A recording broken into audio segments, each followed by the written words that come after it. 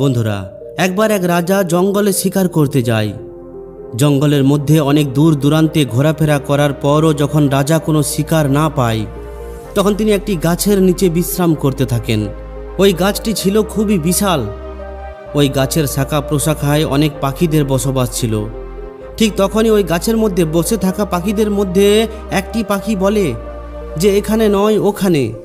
ওই পাখির এই আওয়াজ যখন ওই গাছের নিচে বসে থাকা রাজার কানে পৌঁছায়, তখন রাজা অবাক হয়ে উঠে বসে।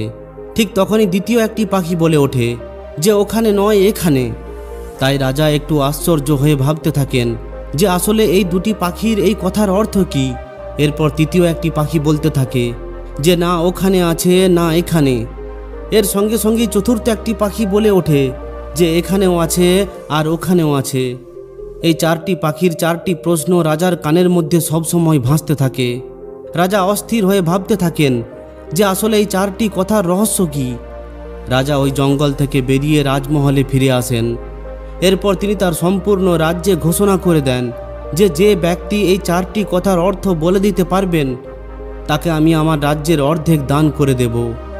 এরপর দূর দূরান্ত থেকে একজন জ্ঞানী ব্যক্তি রাজার দরবারে এসে রাজার এই চারটি প্রশ্নের উত্তর দেওয়ার চেষ্টা করতে থাকেন, কিন্তু রাজা কারোর উত্তরেই সন্তুষ্ট হতে পারেন না। এরপর রাজা ভাবতে থাকেন যে হয়তো আমার রাজ্যের কারোর কাছে এই চারটি প্রশ্নের উত্তর নেই। এরপর একদিন ওই রাজার দরবারে এক চোর প্রবেশ করে। ওই চোর রাজার কাছে গিয়ে বলতে থাকে, হে মহারাজ, আমি আপনার এই চারটি প্রশ্নের উত্তরই দিতে পারবো, কিন্তু এই চারটি প্রশ্নের উত্তর দেওয়ার আগেই আমাকে সোনার চারটি মোহর দিতে হবে। আর আপনার এই চারটি প্রশ্নের উত্তর আমি 7 দিন পরে আপনার রাজ দরবারে এসে দেব।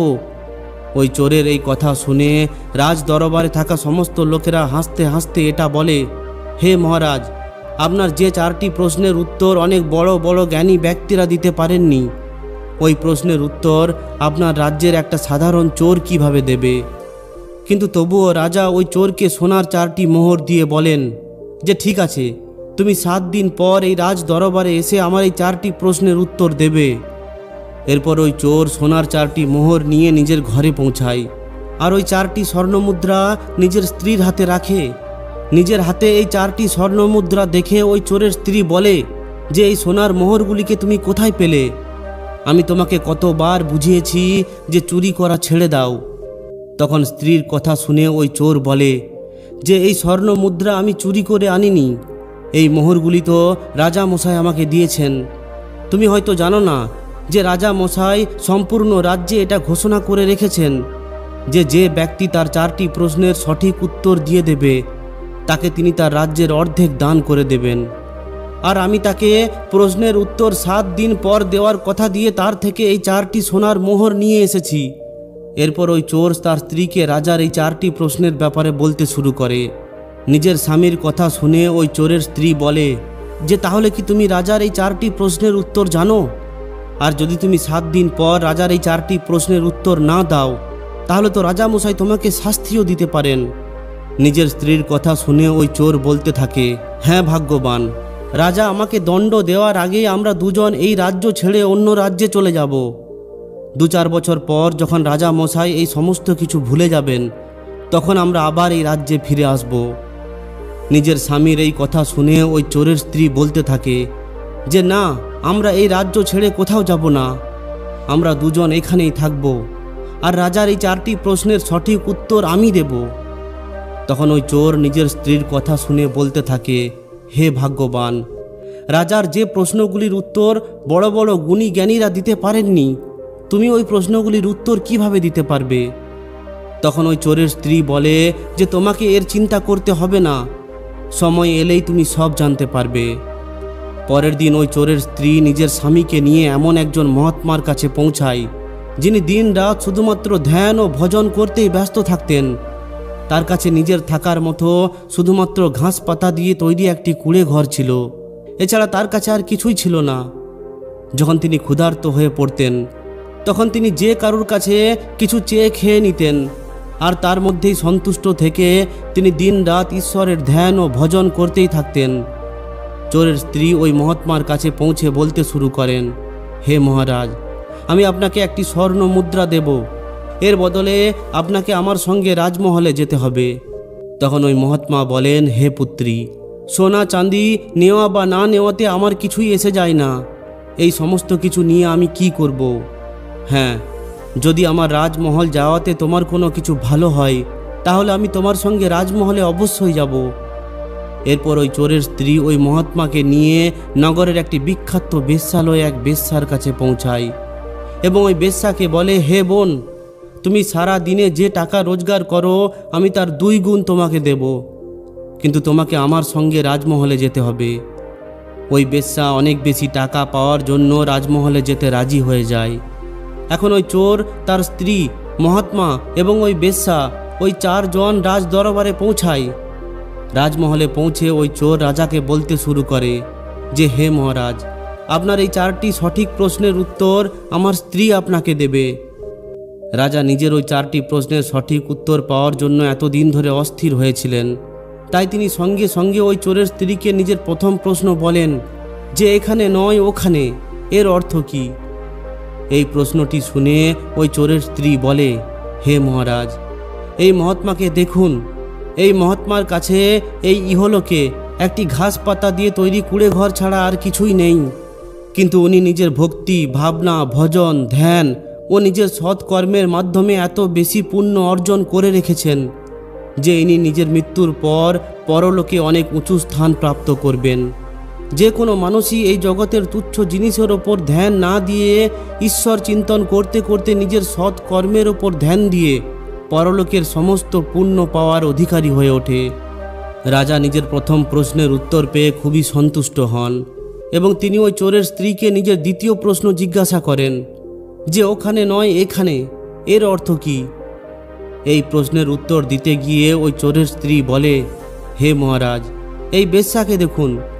এর কাছে এই ইহলোকে অর্থাৎ এই লোকে সমস্ত কিছু আছে, টাকা পয়সা, সুখ সুবিধার সমস্ত সাধন আছে, কিন্তু এর সমস্ত রোজগার এর জন্য শুধুমাত্র এখানেই কাজে আসবে।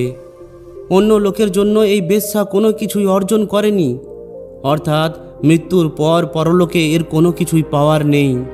রাজা নিজের দ্বিতীয় প্রশ্নের উত্তরেও সন্তুষ্ট হয়ে তিনি ওই চোরের স্ত্রীকে নিজের তৃতীয় প্রশ্ন জিজ্ঞাসা করেন যে, না ওখানে আছে আর না এখানে, এর অর্থ কি?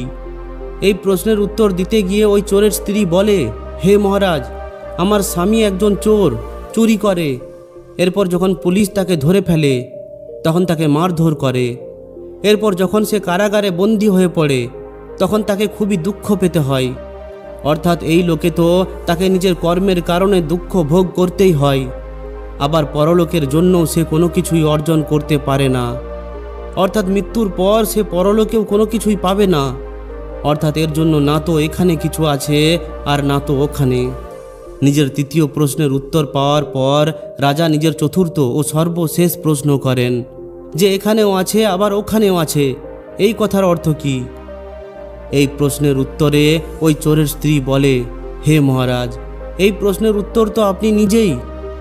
আপনি গত জন্মে অবশ্যই কোনো ভালো কাজ করেছিলেন, যে কারণে আপনি এই জন্মে রাজমহলে জন্ম নিয়েছেন, আর এই জন্মেও আপনি সবসময় দান, পুণ্য এবং ধর্মের কাজ করে চলেছেন। এই জন্য আপনি এখানেও সমস্ত কিছু পেয়েছেন, আর মৃত্যু হওয়ার পর পরলোকেও আপনি সমস্ত কিছু পাবেন। নিজের 4টি প্রশ্নের সঠিক উত্তর পেয়ে রাজা খুবই খুশি হয়ে ওঠেন এবং তিনি ওই চোরের স্ত্রীকে বলেন যে, বলো তোমার এখন কি চাই? আমার এই অর্ধেক রাজ্য চাই নাকি অনেক বেশি ধন সম্পদ চাই? ওই চোরের স্ত্রী বলে, হে মহারাজ, আমার কিছুই চাই না, আপনি শুধুমাত্র আমার ঘরের মধ্যে এই রাজ্যের সমস্ত বড় বড় সাধু সন্ন্যাসীদের দিয়ে উপদেশ সভার আয়োজন করিয়ে দিন। ওই সাধু সন্ন্যাসীদের উপদেশ শুনে হয়তো আমার চোর স্বামীর মধ্যে সদ্বুদ্ধি আসবে, যাতে করে তিনি নিজের ভালো ভালো কর্মের মাধ্যমে এই লোক এবং পরলোকের জন্য কিছু ভালো করতে পারবেন। রাজা নিজের সৈন্যদের আদেশ দিয়ে ওই চোরের ঘরে একদিন মহান সমস্ত সাধু সন্ন্যাসীদের উপদেশ সভার আয়োজন করান। তিনি সম্পূর্ণ নগরের লোকেদের জন্য ভোজনের ব্যবস্থাও করেন। এরপর যখন নগরের সমস্ত লোকেরা ভোজন করে ওই সাধু সন্ন্যাসীদের উপদেশ শুনে নিজের নিজের ঘরে চলে যান, ওই সাধু সন্ন্যাসীরাও যখন নিজের নিজের স্থানে চলে যান, তখন অর্ধেক রাত্রে একজন কালো কুৎসিত বৃদ্ধা নিজের বগলের মধ্যে একটি পুডলি নিয়ে ওই চোরের ঘর থেকে বাইরে যেতে থাকে। এরপর যখন ওই চোরের স্ত্রী তাকে দেখে তখন সে তাকে জিজ্ঞাসা করতে থাকে যে, হে মাতা, আপনি কে? তখন ওই বৃদ্ধা মহিলা বলেন, হে পুত্রী, আমি হলাম দারিদ্রতা, আর আমি ওই ঘরের মধ্যে থাকি যে ঘরে পাপের উপার্জন করা অর্থ আসে, যে ঘরের লোকেরা দিনরাত নিজেদের মধ্যে ঝগড়া করতেই থাকে, আর যে ঘরের মধ্যে মহিলাদের কোনো সম্মান করা হয় না, আর যে ঘরের লোকেরা নিজেদের স্বার্থ ছাড়া কিছুই জানে না, অর্থাৎ যে ঘরের আবহাওয়া সম্পূর্ণ নেতিবাচক হয়ে থাকে, আমি সেখানেই থাকি। আজ তোমার ঘরের মধ্যে সাধু সন্ন্যাসী মহাত্মার আগমনে, তাদের উপদেশে তোমার ঘরের আবহাওয়া সম্পূর্ণভাবে শুদ্ধ ও পবিত্র হয়ে গেছে। এই জন্য এখন আর আমি এখানে থাকতে পারবো না। এটা বলে ওই বৃদ্ধা মহিলা ওই চোরের ঘর থেকে চলে যায়। আর কিছুক্ষণ পর ওই চোরের ঘরে একটি দিব্য স্বরূপ দেবীর আগমন হয়। তাকে দেখে ওই চোরের স্ত্রী বলে, হে দেবী, আপনি কে? তখন ওই দেবী বলেন, আমি হলাম লক্ষ্মী, আর আজ থেকে আমি তোমারই ঘরে থাকব। বন্ধুরা, ওই দিনের পর থেকে ওই চোরের ঘরে ধন অর্থের বর্ষা নেমে আসে। ওই চোরের জীবন সম্পূর্ণভাবে বদলে যায়। এরপর ওই চোর সমস্ত কর্ম ভালোভাবে করে এবং সঠিক রাস্তায় এগিয়ে যায়। তো বন্ধুরা, যদি এই কাহিনীটি আপনার ভালো লাগে তাহলে অবশ্যই একটি লাইক ও শেয়ার করে দিন। আর যদি এই ধরনেরই আরও শিক্ষামূলক ভিডিও পেতে চান তাহলে আমাদের এই চ্যানেলটিকে অবশ্যই সাবস্ক্রাইব করে নিন। ধন্যবাদ।